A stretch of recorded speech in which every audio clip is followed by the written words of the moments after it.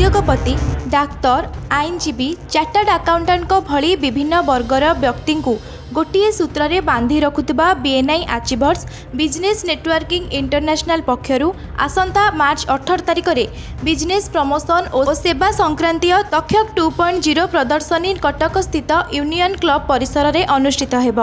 BNI achievers आनुकूल्य रे अनुष्ठित हेबाकु थिबा एही प्रदर्शनी रे प्राय 100 स्टॉल भाग नेबे बोली आयोजक कमिटी एक सांबादिक सम्मेलन रे सूचना दैछंती। समस्त मीडिया बंधु मानकु मो सादर प्रणाम। मो होची Anurag Kumar Shroff, president BNI achievers, जोटा कि ईस्टर्न इंडिया रो लार्जेस्ट बीएनआई चैप्टर अच्छी। आ वर्तमान आमे ये प्रेस मीट करियार कारण हैला आमे गोटे एग्जीबिशन करूचु जोटा कि आमर flagship exhibition Takshak 2.0 union club रे 18 मार्च रे 2 PM ऑनवर्ड्स।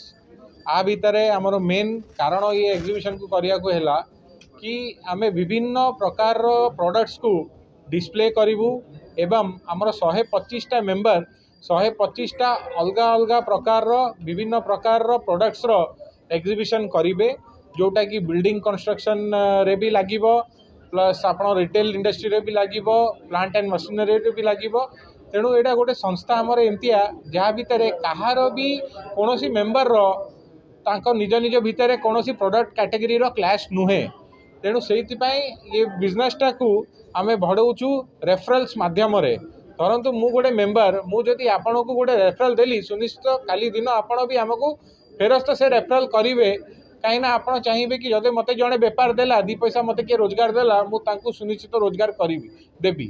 तेणु आमर मेजर फोकस होची कि आमर जेतिकी भाई बंधु माने बीएनआई अचीवर्स अच्छी से तांकर प्रोडक्ट्स गुड़ा को ये प्लेटफॉर्म रे शोकेस करंतु आ मैक्सिमम बिजनेस आ मैक्सिमम पीपल को रीच करंतु। यह हूँ आमर मेन उद्देश्य। एटा आमर गत वर्ष भी यही मार्च रे हेइथिला किंतु टिके आमे सेटा नुआ थिला आम पई। तेणु आमे टिके ताकू लिमिटेड भाव रे करतलु। वर्तमान आकू टिके आमे नेक्स्ट लेवल रे नेवाकू आमर चिंता करिचु आ टिके ताकू बड़ प्रकार रे करिचु। आ लास्ट टाइम आमर मेंबर संख्या 70 थिला, वर्तमान आमर 125 हे गलानी। तेणु परिवार भी आमर अचीवर्स चैप्टर बढ़ी गलानी। तेणु आमे बिजनेस को भी आई करूचु कि बहुत गुड़ा संख्या रे बढ़िबो। निश्चित भाव में आपण भल कथाटी कहले। देखो आम राज्य सरकार सब बर्तमान चेष्टित केमती ओडिशा को गोटे शिल्प समृद्ध हम आज कलानी। से अवसर में बीएनआई जो कार्यक्रम एटा ही कैच कर कहीं बीएनआई सब चेष्टा जे गोटे इंडस्ट्रियलिस्ट कि जेकोसी सेक्टर सर्विस सेक्टर अच्छी से किभली सामना को आसीपर और व्यवसाय को ठीक जगह पहुँचाई पार।